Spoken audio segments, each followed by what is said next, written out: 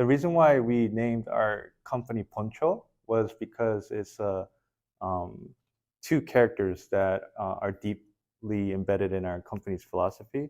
The first one is Pon. So in Korean, I'm Korean, we're both Korean. We learned Hanja, which is Hanji in Chinese, but it's the traditional Chinese characters that's been used for thousands of years. The recent ones, the simplified Chinese that mainland China uses quite often, is something that's been created within the past 70 years after the communist regime. So there's a deeper history into the traditional Chinese characters that we don't get to see a lot today. But in Korea, Japan, Taiwan, Singapore, they usually use the traditional Chinese characters. And uh, the reason why Poncho started was because of my like deep dive into trying to discover what the deeper meanings are behind the Chinese characters. Because as you know, English is a phonetic language, so it's like the vowels and the consonants.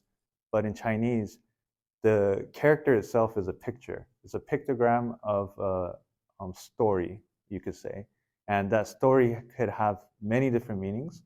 So those are the meanings that I'm trying to dive into and discover and trying to get the information out of in order to help us as practitioners, as acupuncturists, herbologists, to understand the deeper meanings behind the points and the herbs and anything related to TCM philosophy. So poncho is a little play on words because in Korean, poncho by itself means herbs. But I use the characters specifically for pon and cho for origin, foundation or root, which is pon, and beginning, start, or basic for cho. So these two are the characters behind the story of Poncho because we're trying to get to the root of things, to the beginning of why these characters were named the way that they're named. So, very brief history of Chinese characters. It started 5,000 years ago. In ancient China, they used to use something called chupu. So, chupu is actually an Incan word, which is to knot, right? So, they're not knotting these strings in order to send a message to each other. So, that's how the language started. But later on, what the Oracle bone script was created because they needed a different language that they could actually embed into um, bones or trees or shells. And this was created according to the history by the Yellow Emperor, who asked Changjie to create this language. So the way that he found this language or he created this language was actually from observing the footprints of animals and birds. So for instance, the character jua, or the claw, is actually a footprint of an animal's paw. So this is an image of an animal's paw, which is why they created that character in that specific way. So this logographic writing, for instance, mu, which is tree, right? So it looks like a tree. That's why wood, this character is for wood, is also called a tree. So it could be called a wood, it could be called a tree. It's related to the story of what a tree is. But once you put two of these woods together, it becomes a forest. So it's not, I guess in English or in the Western point of view, we would, if we're very technical, we would say, no, that's two trees, right? There's only two trees. But then in the Asian perspective, in the philosophy of reading the context of things, is we're trying to speak the forest, right? So we keep adding more trees. It's not 1, 2, and 3 trees. It's a tree, then a grove, and then a forest. So this is the type of thinking that Western society has a hard time adapting to because we're very specific, right? It has to be A, B, C, but in Chinese and East Asian philosophy, it's more about the context of things. So the Chinese characters work better as a pictograph. So throughout the ages, there's been the Oracle bone script, the bronze inscriptions, throughout the Warring States, the silk script, small seal script. there's been a lot of changes. English has been around for hundreds of years, but Chinese has been around for thousands of years. And even in English, Old English, New English, the English language has been changing throughout the years, just from the centuries, right? So imagine having Chinese characters changing throughout millennia. So thousands of years of history that are changing the meanings behind the characters, which is why I think it's very beneficial for us to understand the actual origins of the Chinese characters to better understand the language of TCM. Because TCM, as you all know, it was created by Huangdi Neijing, right? And Huangdi was the emperor who created the Chinese characters.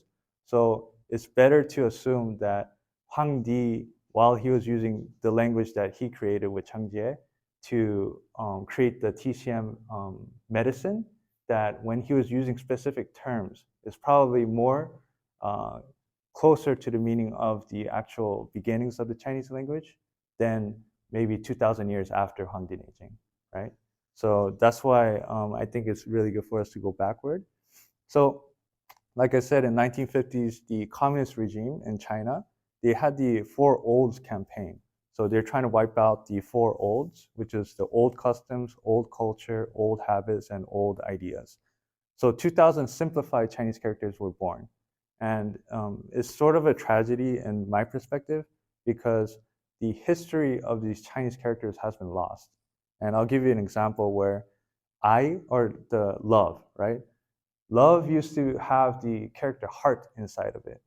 But after it became simplified, they took out the heart. So love no longer means love from the heart, but love basically became heartless. So that's a very, to me, language is more than just a mathematical, equation, right? It has deeper meaning. It has a spirituality behind it. It has emotions behind it.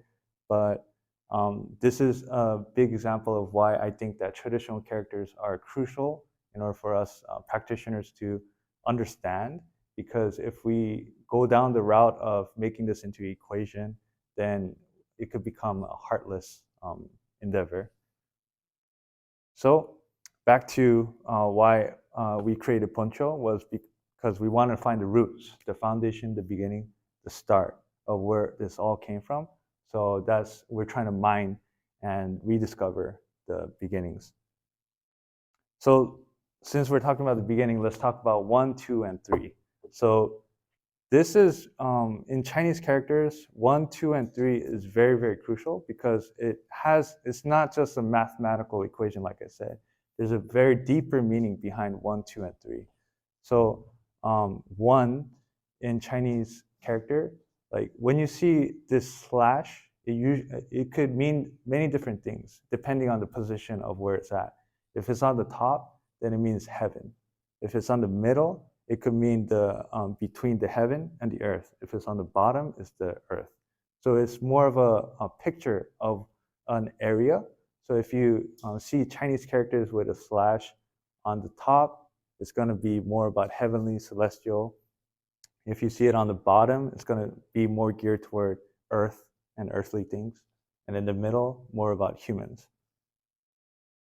So heavens are above, earth is below the heavens, and the nature is between the sky and the earth. So it's the heaven and the earth's energy that is creating the nature in between them. So we have the weather, we have the earth, and it creates the trees, the fire, the water, even us humans. So when we apply this to philosophy, 1 is basically the formless, right? So when we talk about the Tai Chi, the formless being or the formless thing is everything yet it's nothing, right? That's the formlessness. Polarity is number 2. So when we have an opposite energy, which is a yin and yang, it becomes the polarity between the two. And when we have the polarity of these two things start to interact with each other, we start to form because it creates the 5 elements. It creates the trees, it creates the rocks, it creates the animals. In physicality, same thing, right? The formless heaven. The heaven is vast and open, but there's the earth, which divides the heaven and the earth. Now we know where is heaven, now we know where is earth. And in between those two is nature, the trees, the physicality. In pathology, this could be applied to us as well. So we have the human container, right? And the evil chi is entering into our body, which is creating the contrast. That creates damp, it creates heat, it creates phlegm. So it's creating or causing a certain element inside of us to be created. So we're constantly being interacted with the nature, and constantly interacting with diet, with food, and it's forming the different things within our body because we are the one, the container, and the variations of things entering our body is the number two, creating contrast. So a story within a story is that these Chinese characters embody these stories within another story. So even from the simple slash of one, I just showed you that there's an entire story behind it, right? So the heavenly, the celestial, the interaction, the relationships with earth and nature. But when we apply these two different characters, such as Tian, which could be translated to God, it could be translated to celestial being, it could translate to heaven. There's so many different ways that this character has been used that because it's related to one. So when we look at this Chinese character, we see this form right on the bottom. So this is more of like the old scripts, like the old oracle bone scripts, where they show this kind of being, this kind of humanoid being that has a slash on their head. So instead of having just a head, it has like this heaven on top of their head, which is to exemplify that this person comes from heaven.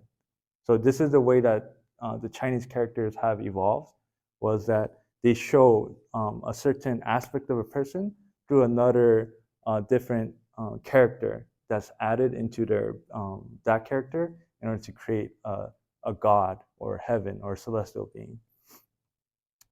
So heaven is above, God is a person who is from heaven, therefore heaven's on the person's head, or celestial being or thing symbolized by the attachment of heaven on the person. So earth is the same thing, right? So we have this like picture of soil, or this picture of the sprout coming from the ground. So that's why even working with etymology within Chinese characters, there's a vast amount of different interpretations that scholars still debate about today, because it's like a long telephone game of people saying, oh, this actually means this actually means this is how it was created, this is what it meant. But like telephone games, everyone has their own perspective of what is what. So a lot of that has been either lost, or a lot of that has been something that is still debated to today. So same thing, earth is the ground at which things grow, soil is the material that makes up the earth, and land is the area that signifies where earth is. Which is why when we use Chinese characters and try to translate that into the English, sometimes people say earth, sometimes they say soil, sometimes they say land, with the same exact character. But that's because the context is what makes up the way that we use this character. So there's one character, but the context is always different. So during the different contexts, the same character could mean earth, soil, or land. So 3, which is the fire, or the water, the nature within the heaven and the earth, right? So the first character is fire, the second character is water, and it symbolizes, right, the energy that is going upward, or energy that is going downward. So it's a pictograph, a picture, a story within a story, and it has a lot of different meanings behind it. So water, between heaven and earth, oceans, rivers, clouds, ponds, fire, as fire, heat, lava, etc. Now, I've been talking about like the context and specifics, the vibe versus focus, complexity versus simplicity, holistic versus specialized. There's a video on YouTube called Design Eastern versus Western Design. is he's an architect, but what he found is that there's a very distinct, different philosophy toward even design in Eastern and Western cultures, because the designs that we have in Western culture is very simple, it's very straightforward, it's very technical. But in China, Japan, Korea, they have this very complex way of building things. And sometimes in our Western mind, it's like, why are you making it so complicated? Like, what's the point of having this button here, this button here? And he goes in a 30-minute video essay about why that is. And it's very fascinating to see the differences between it. So whenever you have the time, you could definitely watch this, because I think it's very crucial for us who are in between, right? We're in between the American, the Western philosophy and the Eastern philosophy. And in order to harmonize these two different factors is very difficult for most people. But I think this really helped me out to understand why it is the way that it is. So for instance, there's a study within here where they had people look at an image and there's 3 fish. But the Japanese people, they first talked about the environment. Oh, this is the ocean. Oh, there's it's blue around this area. There's like the seaweed, and now there's a fish, like 3 fish, etc. But for the American people, first thing they talked about was the 3 fish. So it's they're very focused toward the specifics versus the Japanese people who are focusing toward the context of what it is, just from a single image. So very interesting video. I highly recommend you watch it. I'll leave the link on our website on a blog, so you could click on it and watch it as well. And this presentation will be on there as well. So if you want to go back, you look at there as well. So that's the bulk of the presentation, and I wanted to just go through a few examples. For instance, Chong, or center, which is a pictograph of a flag within a fortress. So it's in the center. Usually a flag within a fortress is in the center. So they symbolized that in the beginning as a flag in a fortress, and it evolved into meaning middle, central, or center. So there's different ways, even in TCM, that we use this character, right? So Hyungjung, which is chest center, or middle burner, which is the same character, but we use the term middle. And then there's central government, right? Jungfu, which is we use central. So 3 different ways that we use the same character in 3 different English terms. Another thing I wanted to talk about was the term Wang. So we talked about 1, 2, and 3, and Wang means emperor or king, right? And it's basically the character 3, but it has a slash down the middle, which is some people, they say that it's actually an axe, and it's the axe falling down on the people, and therefore the king is the one who has the power over the people. But I prefer the etymology where it means the connection between the heaven, the people, and the earth. So it's the king that is the connector between the heaven, earth, and the people. So which is why the term Wang has that image inside. So that's a very cool way to understand Chinese characters. Okay, so let's see. I'll get into this one. So this is very interesting because, like I said, Chinese characters have a story within a story, right? So in TCM, we have something called Su, water, within our body, right? So water, once it turns into dampness or vapor, it has the characters water on the left side right here and fire on the bottom. So it already shows you the aspect of what damp is. It's a mix between heat and fire, right? I mean, heat and water. So it's like a gaseous dampness, because water itself is just, cold and, just hanging there. But dampness is more of like this ethereal, like gassy substance within our body that's moving around, right? So this shows the term damp is showing that as well. And when we go down to room, we have the phlegm coming out, right? So the two fires. So we're adding two fires in here, and there's a drink. So it's like it's not too watery, but at the same time, it's heating up more than dampness. And then finally, we have phlegm itself, right? Because the double phlegm, or I mean, the double fire is acting towards the water that we have inside and consolidating and coagulating this liquid into this phlegm substance, which is going to block the channels, block the organs, and etc. Here's another one that's one of my favorites. So chun. So the chun that we think about, when we measure our patients, right, is translated as inch in English, but that's actually technically incorrect because it's not an actual inch, but it's actually a measurement, a unit of measurement. And the way that this character evolved was from a hand, where it's the measurement between the fingertips to the pulse of the hand, which is why there's a dash by this character. So this is the hand character that's been evolving.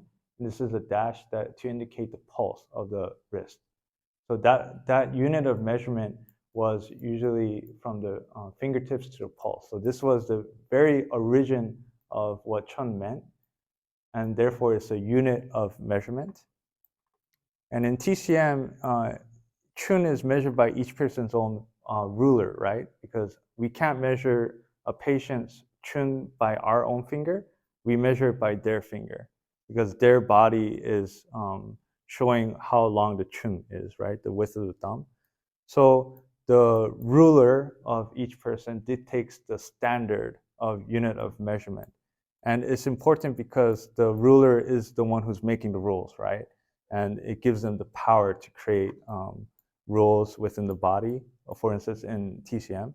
And just like how a kingdom cannot have like two different rulers, you can't have two different standard units of measurement, for instance, the centimeter and the inch. Otherwise, it will create chaos, right? You can't build a house using the metric system, but actually build it, design it in the empirical system.